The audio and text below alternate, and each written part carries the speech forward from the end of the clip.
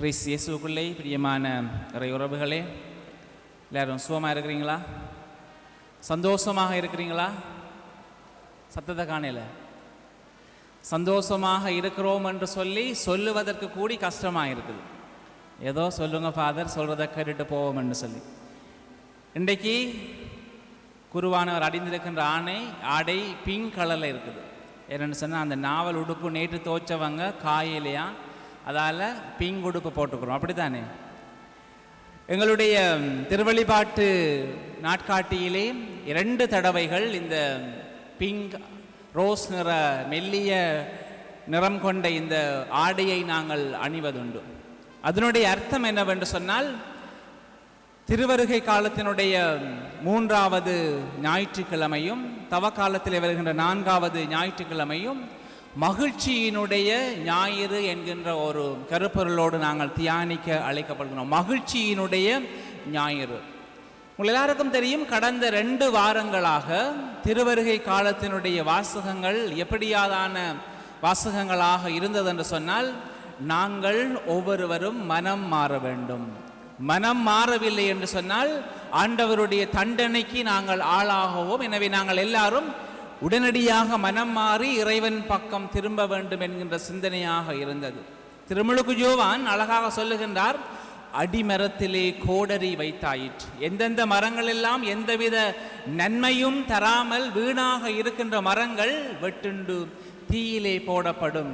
எனவே கிறிஸ்துவினுடைய வருகைக்காக நாங்கள் எங்களை ஆயத்தப்படுத்த வேண்டும் என்று சொல்லி ஆண்டவருடைய வார்த்தைகள் கடந்த 2 வாரங்களாக எங்களுக்கு சொல்லப்பட்ட வார்த்தைகளாக இருக்கின்றது. அன்பானவர்களே, இந்த கிழமை என்ன சொல்லப்படுகின்றதுன்னு சொன்னால், மகிழ்ச்சியோடு கிறிஸ்துவினுடைய வருகைக்காக நாங்கள் எங்களை ஆயத்தப்படுத்த வேண்டும்.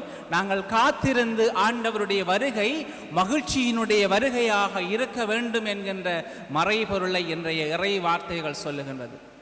இவ்வளவு நாளும் திருமுழுக்கு யோவான் என்ன சொல்லுகின்றார்? இதோ என்னை விட பெரியவர் ஒருவர் வரவிருக்கின்றார், கிறிஸ்து வரவிருக்கின்றார், கிறிஸ்துவாக மீட்பராக இருக்கின்றார், அவருடைய பாதையை ஆயத்தப்படுத்தவே நான் வந்திருக்கின்றேன். ஆண்டவருடைய ஆட்சி மேன்மையானதாக இருக்கின்றது. நான் நீரினாலே உங்களுக்கு திருமுழுக்கு கொடுக்கின்றேன், ஆனால் கிறிஸ்து இயேசு தூய ஆவியினாலே உங்களுக்கு திருமுழுக்கு கொடுப்பார் என்று சொல்லி இயேசுவினுடைய வருகையை பற்றி பல்வேறு விதமான மறை வார்த்தைகளை கூறிய திருமுழுக்கு யோவான் சொல்லுகின்றார், நான் கிறிஸ்துவினுடைய காலிலே இருக்கின்ற அந்த நாடாவை கூட அவுப்பதற்கு நான் தகுதி இல்லாதவன் என்று சொல்லுகின்றார். கிறிஸ்துவினுடைய காலை தொடுவதற்கு கூட நான் தகுதி இல்லாதவன் என்று சொன்ன திருமுழுக்கு யோவான் இன்றைய நாள் நற்செய்தியிலே என்ன சொல்லுகின்றார் என்று சொன்னால், சிறையிலே இருக்கின்ற பொழுது தனது சீடர்களை அனுப்புகின்றார். வரவேண்டியவர் நீர்தாமோ இல்லை என்று சொன்னால் நாங்கள் வேறு யாரையாவது எதிர்பார்க்க வேண்டுமா என்று கேட்கின்றார். ஏனென்று சொன்னால், திருமுழுக்கு யோவான் இயேசுவினுடைய வருகைக்காக மக்களை ஆயத்தப்படுத்தியவர். இயேசுவினுடைய வருகை ஒரு வித்தியாசமான வருகையாக இருக்கும் என்று சொல்லி எதிர்பார்த்தவர். அவருடைய எதிர்பார்ப்புகள் நடைபெறவில்லை என்று சொன்னால் என்னென்ன விடயங்கள் நடைபெறும் என்று தெரிந்து கொள்வதற்காக இயேசுவிடம் சென்று கேட்கின்றார்கள். இன்றைய 1வது வாசகத்திலே எசாயா இறைவாக்கினர் கிறிஸ்துவினுடைய வருகையிலே என்னென்ன விடயங்கள் நடைபெறும் என்று சொல்லி நாங்கள் வாசிக்க கேட்டோமோ அதே விடயங்கள் கிறிஸ்து இயேசு இன்றைய நற்செய்தி வாசகத்திலே சொல்லுகின்றார். இயேசு சொல்லவில்லை, நீங்கள் எதிர்பார்த்திருந்தவர் நான் என்றும் சொல்லவில்லை, நீங்கள் எதிர்பார்த்திருந்தவர் நான் இல்லை என்றும் சொல்லவில்லை. மாறாக சொல்லுகின்றார், காது கேட்காதவர்களுடைய காது செவி கேட்கப்படுகின்றது.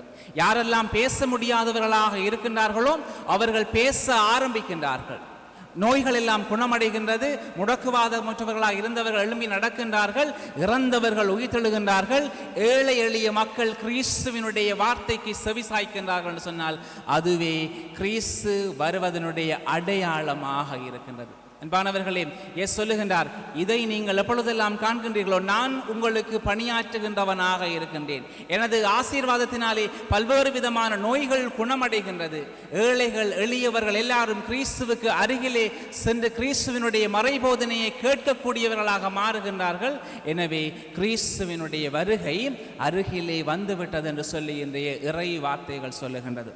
அன்பானவர்களே, இன்றைய நாளிலே நாங்கள் மகிழ்ச்சியினுடைய ஞாயிற்றுக்கிழமையை கொண்டாடுகின்றோம். நாங்கள் மகிழ்ச்சியோடு எதிர்பார்த்திருக்கின்றோம். கிறிஸ்துவினுடைய வருகை எங்களுக்கு மகிழ்ச்சியாக இருக்க போகின்றது என்று சிந்திக்கின்ற நாங்கள் எங்களுக்குள்ளே பல கேள்வி. ஃபாதர், எங்களுடைய வாழ்க்கையிலே நாங்கள் பல்வேறு விதமான கஷ்டங்களோடு வாழ்ந்து கொண்டிருக்கின்றோம், பிரச்சனைகளோடு வாழ்ந்து கொண்டிருக்கின்றோம், பொருளாதார பிரச்சனைகளோடு வாழ்ந்து கொண்டிருக்கின்றோம். நமது நாட்டிலே நடைபெற்ற இந்த இயற்கை அனர்த்தத்தினாலே நாங்கள் சிலர் பாதிக்கப்பட்டிருக்கின்றோம். எங்களுடைய உறவுகள் பாதிக்கப்பட்டிருக்கின்றார்கள், இடம்பெயர்ந்தவர்களாக வாழ்ந்து கொண்டிருக்கின்றார்கள். இப்படியான ஒரு சோகமான கவலையான நேரத்திலே நாங்கள் எப்படி மகிழ்ச்சியோடு கிறிஸ்துவினுடைய வருகைக்காக எதிர்பார்த்து காத்திருக்க வேண்டும்? உண்மையிலே நாங்கள் எப்படி மகிழ்ச்சியோடு இந்த கிறிஸ்துவினுடைய வருகையை கொண்டாட முடியும் என்கின்ற கேள்வி எங்கள் எல்லாரிடமும் இருக்கின்றது. ஆண்டவர் சொல்லுகின்றார், எனது மனம் எங்கே இருக்கின்றது? நான் எப்படி மகிழ்ச்சியாக இருக்கின்றேன்? எனக்கு தேவையான எல்லா விடயமும் நிறைவாக கிடைக்கும் என்று சொன்னால் அதிலே தான் நான் மகிழ்ச்சியை காண்கின்றேனா? எனக்கு தேவையான சொத்துக்கள் நிறைய இருக்கின்ற பொழுது அதிலே நான் சந்தோஷம் காண்பேன் என்று சொன்னால் அதிலே தான் எனது மகிழ்ச்சி இருக்கின்றதா? எனக்கு தேவையான நிறைய காசு பணம் எல்லாம் என்னிடம் இருக்கின்ற பொழுது அதிலே தான் மகிழ்ச்சியை நான் காண்கின்றேனா? எனது வீட்டுக்கு தேவையான எல்லா பொருள்களையும் நான் வாங்கி வைத்துவிட்டு எனக்கு தேவையானது எல்லாம் இங்கே இருக்கின்றது என்று சொல்லி அதிலே நான் மகிழ்ச்சி காண்கின்றேனா? நான் வேலை செய்கின்ற இடங்களிலே ஒவ்வொரு வருடமும் எனது வேலையிலே பதவி உயர்வு வருகின்ற பொழுது அதிலே நான் மகிழ்ச்சி காண்கின்றேனா? எனக்கு தேவையான அழகான விருப்பமான ஆடைகளை நான் வாங்கி குவிக்கின்ற பொழுது அதிலே மகிழ்ச்சி காண்கின்றேனா? எனக்கு விரும்பிய உணவு நிறைவாக கிடைக்கின்ற பொழுது அதிலே நான் மகிழ்ச்சி காண்கின்றேனா? எதிலே எனது மகிழ்ச்சி இருக்கின்றது? இப்படியான விடயங்களுக்குள்ளே நாங்கள் மகிழ்ச்சியை கொண்டாட வேண்டும் என்று சொன்னால், இப்படியான விடயங்கள் மூலமாகவும் நபர்கள் மூலமாகவும் நான் மகிழ்ச்சியை எதிர்பார்ப்பேன் என்று சொன்னால் எல்லா பொருள்களும் எங்களை விட்டு ஓடி போய்விடும். எல்லா பொருள்களும் ஒரு நாள் எங்களிடம் இல்லாமல் போகின்ற பொழுது எங்களுடைய மகிழ்ச்சி எங்கே இருக்கின்றது என்று சொல்லி ஆண்டவர் சொல்லுகின்றார். ஆண்டவர் சொல்லுகின்றார், நீங்கள் கிறிஸ்துவிலே மகிழ்ச்சியை காண்பீர்கள் என்று சொன்னால், கிறிஸ்துவினுடைய வருகையிலே நீங்கள் மகிழ்ச்சியை காண்பீர்கள் என்று சொன்னால், உங்களுடைய வாழ்க்கையிலே கிறிஸ்துவினுடைய பிரசன்னம் நிறைந்த வாழ்க்கை இருக்கும் என்று சொன்னால் அதுவேதான் நாங்கள் எதிர்பார்த்து காத்திருக்கின்ற மகிழ்ச்சியாக இருக்கின்றது. அந்த மகிழ்ச்சியை யாராலும் எங்களிடமிருந்து அழித்து விட முடியாது. ஒரு ஊரிலே ஒரு நபர் இருக்கின்றார். அவருடைய வாழ்க்கையிலே பல கஷ்டங்கள், பிரச்சனைகள், சோகங்களோடு வாழ்ந்து கொண்டிருக்கின்றார். அதே கிராமத்திலே ஒரு முனிவர் இருக்கின்றார். அந்த முனிவர் ஒரு சாதாரணமான வாழ்க்கையை வாழ்ந்தாலும் மிகவும் மகிழ்ச்சியான வாழ்க்கையை வாழ்ந்து கொண்டிருக்கின்றார், சந்தோஷமாக வாழ்ந்து கொண்டிருக்கின்றார். எனவே இந்த நபருக்கு ஒரே கேள்வி, என்னிடம் எல்லாமே இருக்கின்றது, ஆனால் வாழ்க்கையிலே சந்தோஷம் இல்லை, மகிழ்ச்சி இல்லை. ஆனால் இந்த முனிவரிடம் எதுவுமே இல்லை, ஆனால் அவர் சந்தோஷமாக மகிழ்ச்சியாக வாழ்ந்து கொண்டிருக்கின்றாரே, எப்படி இவர் வாழ்கின்றார் என்று சொல்லி அந்த முனிவரிடம் போய் கேட்கின்றார். எனது வாழ்க்கையிலே சந்தோஷம் இல்லை, கஷ்டங்களோடு வாழ்ந்து கொண்டிருக்கின்றேன், பிரச்சனைகளோடு வாழ்ந்து கொண்டிருக்கின்றேன் என்று சொல்லி அந்த முனிவரிடம் சொல்லுகின்ற பொழுது அந்த முனிவர் அந்த நபரிடம் ஒரு பேப்பரை கொடுத்து சொல்லுகின்றார். இந்த பேப்பரினுடைய இடது பக்கத்திலே உனது வாழ்க்கையிலே நீ அனுபவிக்கின்ற கஷ்டங்கள், பிரச்சனைகள் எல்லாவற்றையும் எழுது.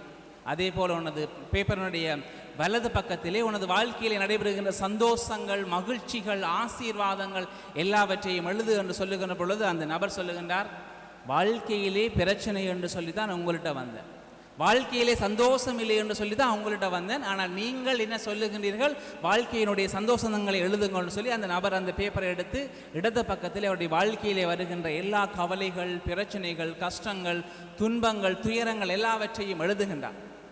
எழுதி போட்டு அந்த முனிவரிடம் கொண்டு போய் கொடுக்கின்ற பொழுது முனிவர் கேட்டார், இடது பக்கம் நிறைந்து போயிருக்கின்றது, வலது பக்கத்திலே எதுவுமே இல்லையா, அவனது வாழ்க்கையிலே சந்தோஷமே இல்லையா என்று கேட்கின்ற பொழுது அவர் சொல்றார், இல்லைன்னு சொல்லி.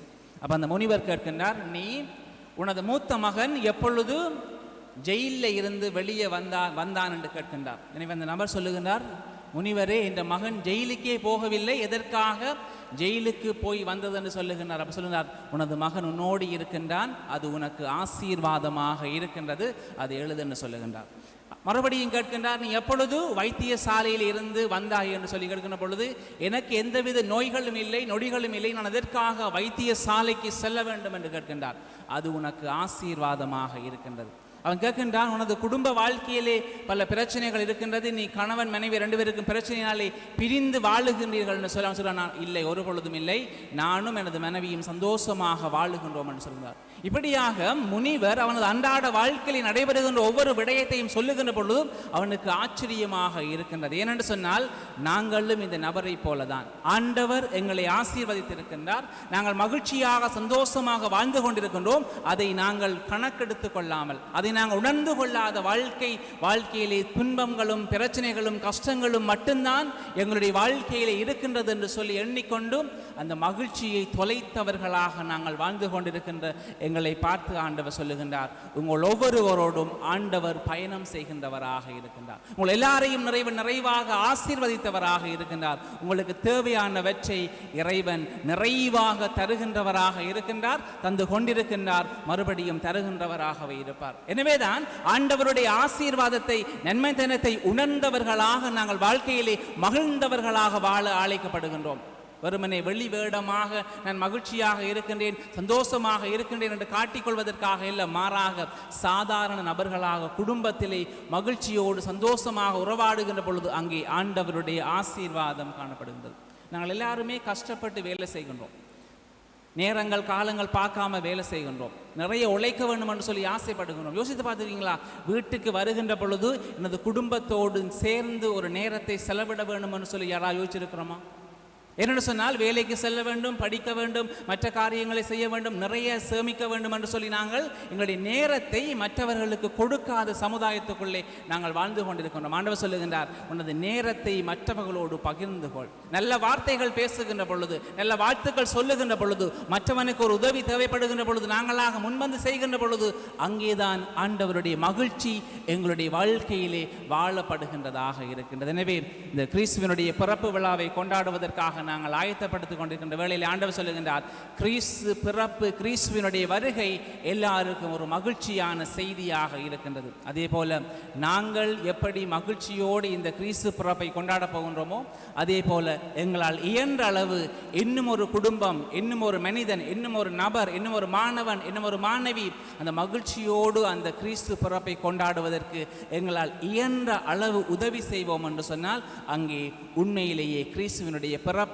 எனக்கும் உங்களுக்கும் மகிழ்ச்சியான ஒரு பிறப்பாக இருக்க போகின்றது. அந்த கிறிஸ்துவினுடைய பிறப்பை மகிழ்ச்சியோடு கொண்டாட இறைவன் எங்களை ஆசீர்வதிக்க வேண்டும் என்று சொல்லி தொடர்ச்சியாக திருப்பலியிலே மன்றாடுவோம். அனைவரும் எழுந்து நின்று